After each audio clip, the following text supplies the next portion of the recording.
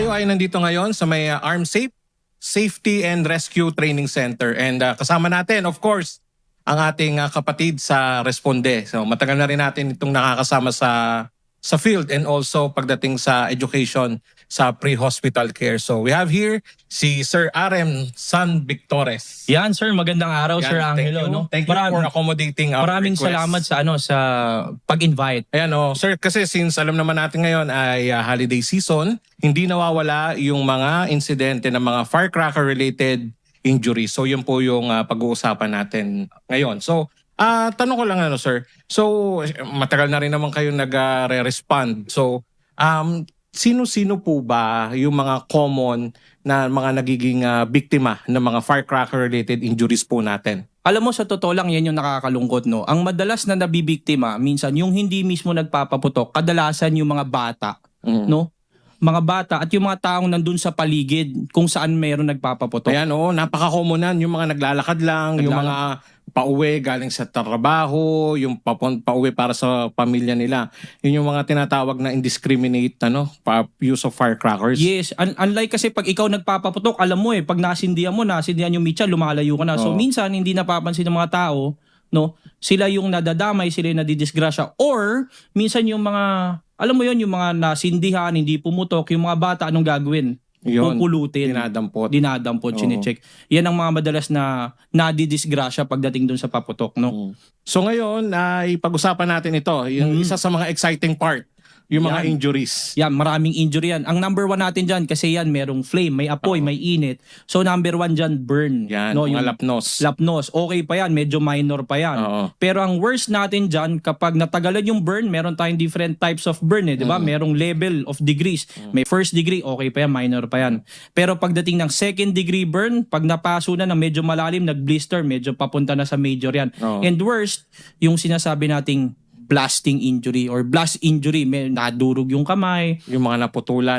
Bago maputulan, naggutay-gutay muna yung mga kamay na yan dahil dun sa talaga nag-avulsion. Yes, yung pressure ng paputok, yun yung nag-ano dun Puntahan natin yung yung mga iba't ibang first aid. Paano gagawin? Paano gagawin natin pag sa mga ganun year? Siguro unahin muna natin yung pinaka medyo minor lang. Yung simple burn, no. Pagdating doon sa simple burn, dahil burn yung case natin, dahil napaso, ang goal natin, ang objective natin is palamigin muna, Sir Angelo, no. Kasi nandun yung init Hanggang nandun yung init, lumalalim yan. Mas natutusta yung pinaka body part na affected. So ang gagawin natin primarily is running water. At least 5 to 10 minutes running water. Running water. Better kung meron tayong mga burn ointment, no? So may mga pamilya dyan, dapat meron kayong first aid kit sa bahay. Include nyo na yung burn ointment. Ano bang indication na kasama yung second degree burn nagkakaroon na ng blister. Yan, so may pagpapaltos. May pagpapaltos. Hanggat maaari kung kamay yan, dapat meron tayong divider. No, anong klaseng divider? Mas maganda moist dressing, mamasa-masa. Kasi hindi pwedeng tuyo kasi burn na yan may natural moisture. Ngayon, pag nilagay mo ngayon yan at tuyo, anong mangyayari?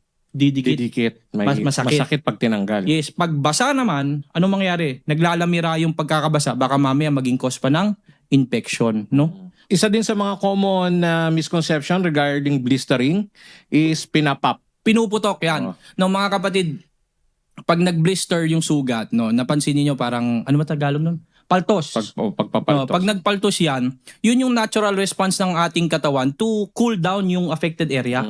Ngayon, hanggat sarado yun, silyado yun, safe, medyo safe pa yun pagdating sa infection. Sir, ano ba nasa loob nun? Anong klaseng tubig? Tubig ba yun? Hindi. Ang tawag doon is plasma. Yes. No, plasma yung one of the component of your blood, which is, naturally, pag okay na yan, unti-unti magsasubside. Yes. I-reabsorb ng katawan, no? So ngayon, pag binuksan mo yan, mas prone yan sa infection, mas mahapdi, mas masakit. So puntahan naman natin sir yung third degree burn. Ayan. Yan. Isa sa pinaka yung tinatawag nating full thickness burn, no? Kasama na yung mga muscle and tissues. No? So pag ganyan, still pwede pa rin naman yung running water, pero kung ganyan, no, better to cover it, no, kung talagang kasama niyo yung laman, then dali natin kaagad si patient sa hospital. Regardless, anong klaseng firecracker-related injuries, maganda ay madalas hospital. Kasi actually, isa din yan sa mga misconception Dahil hindi, maliit lang naman to, malayo sa bituka. Hindi na dadalhin sa hospital. Which is napakadelikado. Yes. Dahil risk siya for mga naka-tetano. Yes, So, yun. kailangan mong tusukan ng anti-tetano, no? Oo. Tetanus toxoid. Yan. And or baka mamaya may mga antibiotics na kailangan ibigay Oo. to prevent yung infection. Yun. Kaya kailangan dalhin pa rin talaga sa hospital regardless.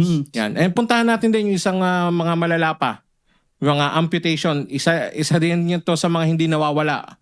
Yung Ay, mga yung naputulan blast, ng kamay, ng daliri. As in talagang totally separated from the body part. Okay, so umpisa muna natin yung hindi muna nahiwalay. Okay. Yung nadurog lang muna, no? Nadurog muna. So ang gagawin natin, direct pressure, no? Takpan natin yung mismong sugat hanggang mapahinto. Kung hindi kaya, meron tayong last resort, yung tinatawag nating tourniquet. Yan. No, itini-tourniquet natin, tinatali natin. Tapos i-cover, takpan, malinis na tela, malinis na gasa, then daling kagad natin sa ospital. O ngayon, punta tayo dun sa pinag-uusapan natin nila Sir Angelo kanina, yung putol. Yan. Naputol, Yung no? amputated na talaga. Amputation. Gagawin natin dyan, kukunin nyo. Kukunin mo yan, Sir Angelo. Mm. Babalutin mo ngayon ng isang malinis na plastic. Okay. Okay. Tapos after nung babalutan mo ng tela, tapos saka mo palang ilalagay sa yelo. Yun. So yun ang isang hindi direktang Hindi nilalagay sa yelo. Oo. Kasi ang objective natin, ang goal natin is what? To preserve yung body part and avoid contamination. Okay? Preserve, kasi kailangan hanggat maaari, fresh yan. Tapos hindi ma-contaminate at dadalhin sa ospital. Yeah, isa sa mga bata common yung mga nakalunok na Watusi. Sa Watusi naman, that is considered as poisoning. Oo. Nung panahon natin yung egg white. Yan, Yun yung oo. unang binibigay, no? Pero ngayon hindi kasi natin alam, no?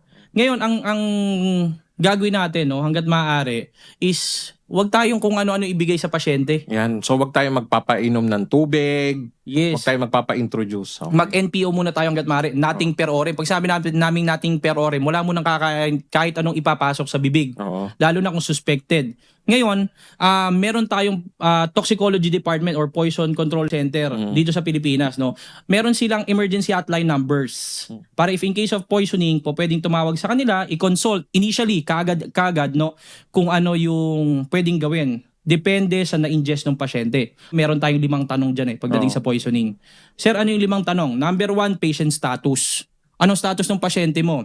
Is it conscious or unconscious? Napakagandang point nino kasi baka mamaya lahat ng naka-ingest painumin ng kung ano, lalo na egg white, unconscious pala yung pasyente. Yes, baka mag-aspiration pa, yung paikamatay. Delikado, So oo. number 1, patient status. Number 2 is ano yung suspected na in-ingest, no? Or Anong chemical. klase? Yes, chemical.